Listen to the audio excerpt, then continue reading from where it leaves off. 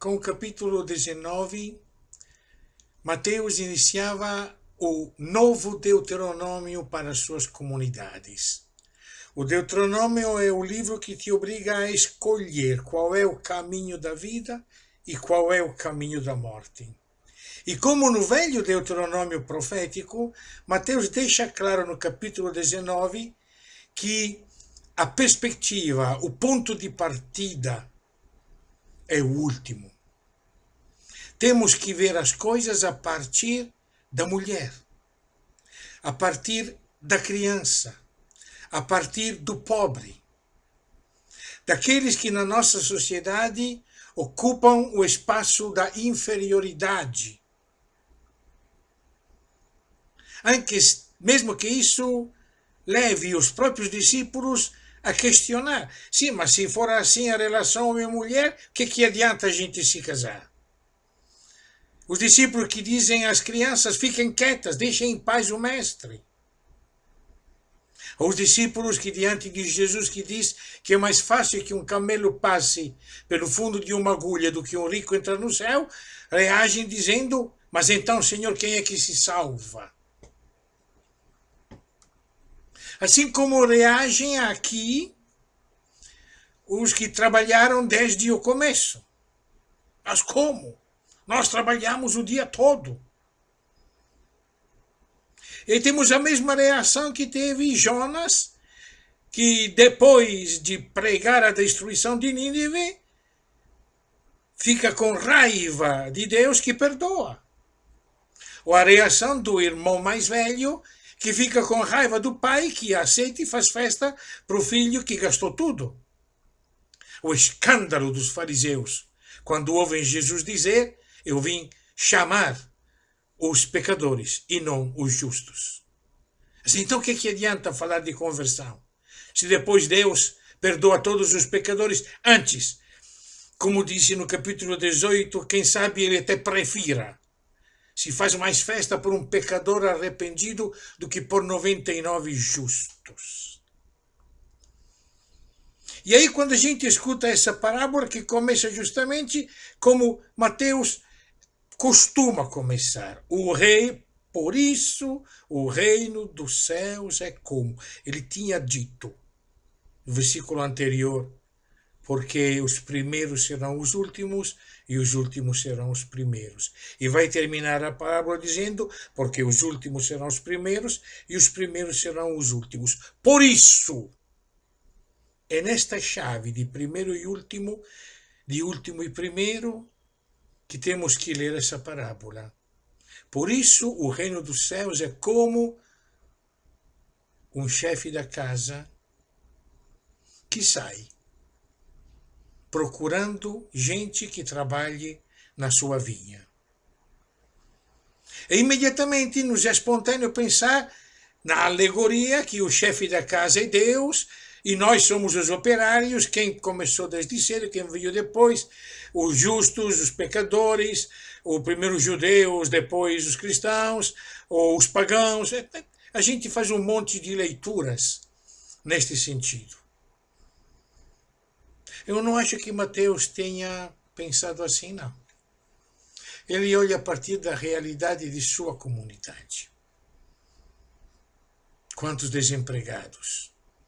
Por causa do latifúndio dos romanos. Por causa dos interesses do poder. Assim como nós hoje no Brasil. Quantos desempregados por causa desta pandemia? E todas essas reformas, a reforma trabalhista, a reforma previdenciária, a proposta reforma de administrativa, a futura reforma tributária, sempre quem paga pela reforma é o mais pobre. Com a desculpa que assim vai ter mais emprego. Não, na realidade, o mais pobre, o último, é aquele que paga essas reformas todas. Na nossa casa não deve ser assim. O dono da casa somos nós. O que é que nós temos que fazer na nossa casa?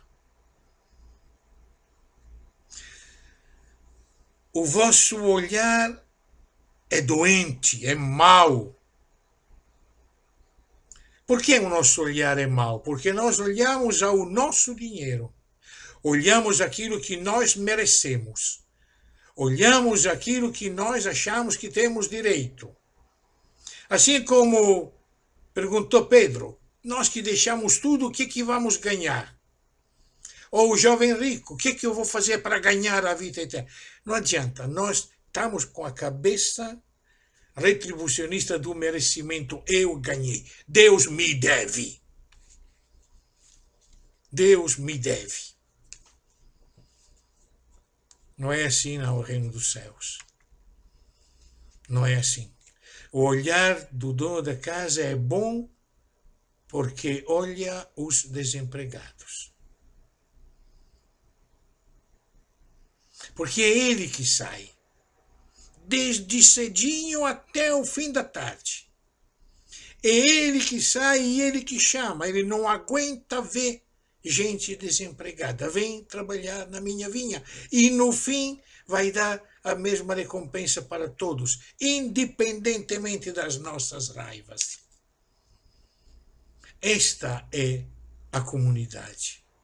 Este é o reino dos céus, que nos é dado de graça.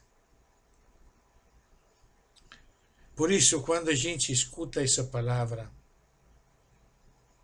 os primeiros serão os últimos primeiros, não vamos pensar numa fila onde tem gente na frente e gente no fim, e que talvez depois lá no paraíso inverte. E os últimos serão os primeiros e os primeiros serão os últimos. Não, esta é uma leitura de um Deus que teria que trabalhar como nós, teria que fazer as nossas mesmas escolhas, desta economia material e espiritual, que, como diz Francisco, mata, não só a material, a espiritual também mata, quando é feita a partir de quem acha que tem mais e tem mais direito. Não é uma fila, não, é uma ciranda. É uma ciranda onde todos nos damos as mãos.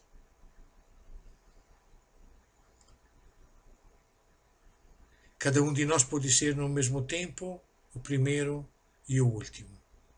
Não vamos soltar a mão de ninguém. E neste momento, sobretudo, ninguém solta a mão do padre Giulio Lancellotti, que está sendo atacado e perseguido, porque acredita que o reino dos céus é esta ciranda, onde todos têm o mesmo lugar. Não tem outro reino dos céus.